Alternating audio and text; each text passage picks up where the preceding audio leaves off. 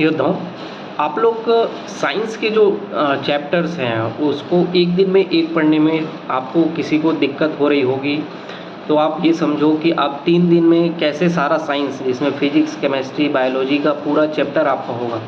आपके test series में 3 से 4 दिन से कोई ज़्यादा आपको समय नहीं देगा। उस बीच आप कैसे इतने सारे यूनिट्स को प्रिपेयर करोगे और एग्ज़ाम से पहले कैसे एक दिन में एक दिन में आपको पूरा रिवीजन करना पड़ेगा और एग्ज़ाम के ड्यूरेशन के बीच में जो 2 घंटा होगा उसमें आपको पूरा रिवीजन करना होगा। ये कंडीशन पाने के लिए आपको अभी से बहुत मेहनत करना पड़ेगा। एक यूनिट में अगर आप सरेंडर कर दोगे तो आपके लिए ये दिक्कत वाली बात है। अगर आप दिन को बहुत अच्छे से यूटिलाइज़ कर रहे हो और तो एक यूनिट कोई बड़ी बात नहीं। मैं हार्डली बोलूँ तो एक यूनिट को पढ़ने में आधा घंटा से 1 घंटा ज़्यादा नहीं लगेगा। छोटा सा चैप्टर होता है प्रकाश संश्लेषण का, छोटा सा चैप्टर है आपका पाचन का, डाइजेशन का।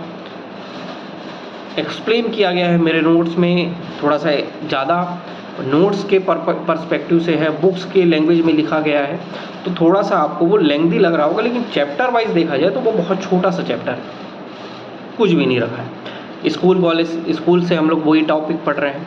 प्रकाश संश्लेषण में थोड़ा सा अपग्रेडेशन है, जो लोग नॉन बायोलॉजी वाले सेक्शन से आए होंगे।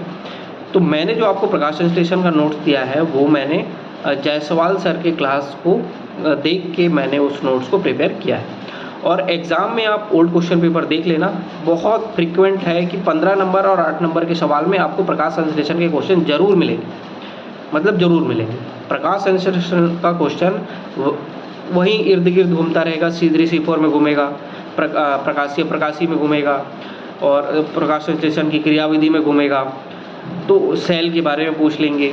तो ये सारे क्वेश्चन वहीं पे घूमता रहता है, एक बार रट लोगे तो दिक्कत नहीं होगा। मैं जो नोट्स बनाया हूँ उसमें C4 साइकिल दो प्रकार का C4 साइकिल बना हुआ है। पहला वाला C4 साइकिल जो नोट्स में बना हुआ है वो जायसवाल सर ने जैसे क्लास में समझाया था मैंने वैसा लिख दिया है, और जो सेकंड वाला बना हुआ है वो आपको बुक में जैसा लिखा होता है वो मैंने लिख के दिया है। तो आप दोनों में कंफर्टेबल हो सकते हो। अगर चाहो तो आप बुक वाला भी याद कर सकते हो, और समझने के लिए आप जायसवाल सर की क्लास ज़रूर देखना। वो आपको मेरे यूट्यूब के प्लेलिस्ट में साइंस वाले सेक्शन में बायोलॉजी वाला का प्रकाश संश्लेषण का बहुत सारा लेक्चर है, वो आपको मिल जाएगा। नहीं देखा होगा, अगर नहीं समझा होगा तो आप एक बार देख लेना। उसको देख लेने के बाद प्रकाश संश्लेषण का टॉपिक बहुत ईजी हो जाता है। पाचन भी बहुत छोटा सा टॉपिक है, तो आज आपका बायोलॉजी का 3 चैप्टर खत्म हो जाना चाहिए। आप देख रहे होगे कि अभी होली भी आएगा और 18 तारीख तक आपका पेपर नंबर 1 का टेस्ट होगा। तो हमारा प्रयास है, देखो एक बार साइंस आपका याद हो, एक बार पढ़ लोगे और इस बीच आप कहीं ना कहीं एक साइंस को अच्छे स्थिति में लेके आ चुके होगे। हमारा मैथ्स भी ठीक ठाक कंडीशन में पहुंच चुका होगा जब उसका टेस्ट होगा। तो आप धीरे धीरे जब आप काम कर रहे हैं तो वो आपको इफेक्ट देके जाएगा। लैंग्वेज हम लोग रेगुलर कर रहे हैं, हो सकता है आपके टेस्ट के टारगेट के अकॉर्डिंग मैं नहीं चल रहा हूँ, मतलब मेरी पूरी सिलेबस मैं नहीं करा पाया हूँ अभी तक, लेकिन आपके पास जो बचा हुआ समय होता है उसको आप यूटिलाइज़ करो कि आपके जो टेस्ट हैं उसमें जो बचे हुए टॉपिक हैं उसको एक बार पढ़ लो। मैं जब पढ़ें हम लोग मेरे साथ जब आप पढ़ोगे तो एक बार और पढ़ लोगे, तो वो चीज़ें आपकी कंटिन्यूस होती रहेंगी।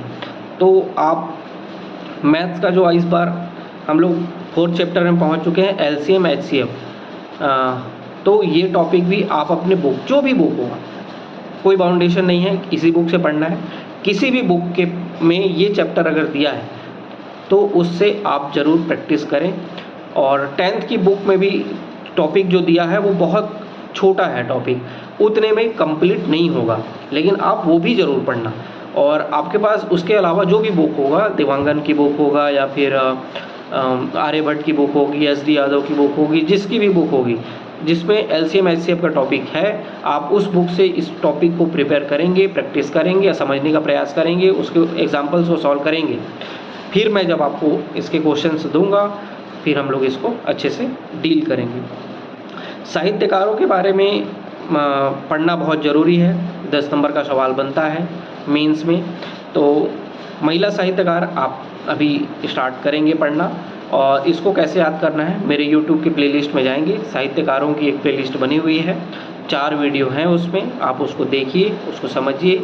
कहानियों के माध्यम से मैंने समझाने का प्रयास किया है, और उसको देख के इस टॉपिक पे अपनी पकड़ मजबूत करिए और इसको एकदम कंठस्थ याद करना है। और साहित्यकार जब आप पढ़ने जा रहे हो तो पहले आप छत्तीसगढ़ वाली रचना को पढ़ो, उसके बाद जब वो याद हो जाएगा तब हिंदी वाले में जाना। ऐसा नहीं कि अभी से ही हिंदी वाले रचना को भी पढ़ने बैठ गए, अभी हिंदी वाले रचना नहीं पढ़ना है, अभी आपको सिर्फ छत्तीसगढ़ वाले रचना पढ़ने हैं। आज आप समास कंटिन्यू कर रहे हैं, आपके समास होंगे। 120 रूल्स ऑफ ग्रामर को जल्दी हम लोग ख़त्म कर लेते हैं, इसके ख़त्म नहीं हो रहा है इसलिए हम लोग आगे चीज़ें नहीं कर पा रहे हैं, तो आप इसको कंप्लीट कर लें 120 रूल्स ऑफ ग्रामर को, 75 रूल तक आप करें। और इसके बाद हम लोग फिर टेंस करेंगे, तो ये चीज़ें होंगी, तो आप इसको 75 रूल तक आप करें और ये आपके लिए अच्छा होगा। मुहावरा लोकोक्ति हम लोग कंटिन्यूअस चल रहे हैं और समुच्चारित शब्द को आज फिर से पूछेंगे। पहला आप लिखोगे गण, पहला गण और गण्य, गण और गण्य, घन और घना, चंद्र और चंद, चंद्र और चंद, चंपक और चंपत, चंपक और चंपत, चरी और चरी, छोटा ई और बड़ा ई,